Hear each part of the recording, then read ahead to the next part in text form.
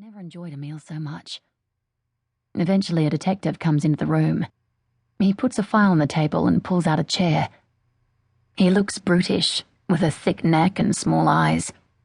I can tell by the way he sits down that my best chance with him is ego. He seems to be trying to take up as much space as possible, his arm resting on the chair next to him, his legs wide open. He smiles across the table. "I'm sorry this is taking so long." "That's okay," I say, wide eyes, small voice. I turn my face slightly to make sure he's looking at the bruised side. "We're going to bring you to the hospital soon, okay?" "I'm not hurt. I just want to go home." "It's procedure. We've been calling your parents, but so far there's been no answer." I imagine the phone ringing in Rebecca Winter's empty house. That was probably for the best. Her parents would just complicate things. The detective takes my silence as disappointment. "Don't worry. I'm sure we'll get hold of them soon.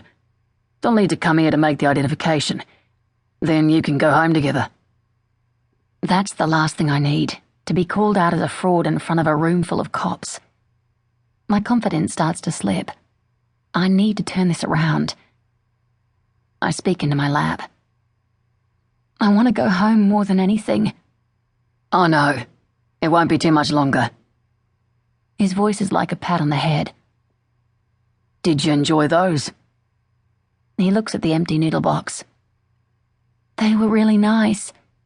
Everyone has been so amazing," I say, keeping with the timid victim act. He opens the manila folder. It's Rebecca Winter's file.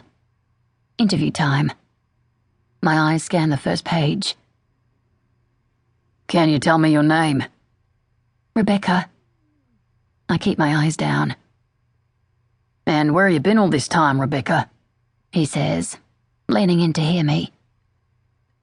"I don't know," I whisper. "I was so scared." "Was there anyone else there? Anyone else held with you?"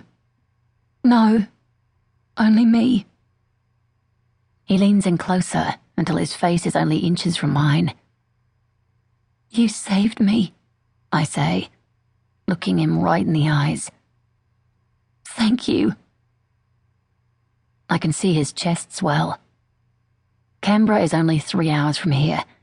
I just need to push a little harder. Now that he's feeling like the big man, he won't be able to say no. It's my only chance to get out of here. "Please, will you let me go home?"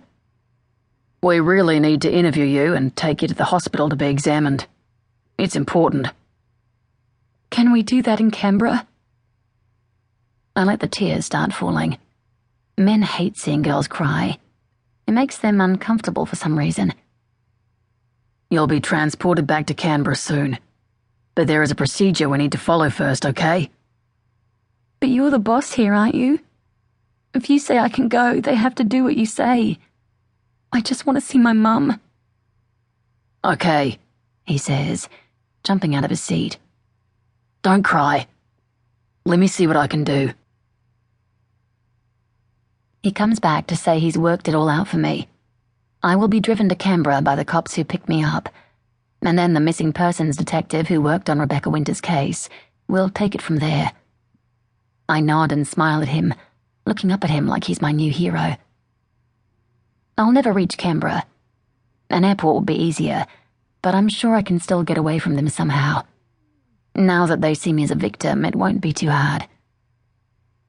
As we walk out of the interview room, everyone turns to look at me. One woman has a receiver pressed to her ear. "She's here now. Just let me ask." She puts the receiver against her chest and looks up at the detective. "It's Mrs. Winter. We finally got a hold of her. She wants to talk to Rebecca. Is that okay?" "Of course," the detective says, smiling at me. The woman holds out the receiver. I look around. Everyone has their heads bent, but I can tell they're listening. I take the phone and hold it to my ear. "Hello? Becky? Is that you?" I open my mouth, needing to say something, but I don't know what. She keeps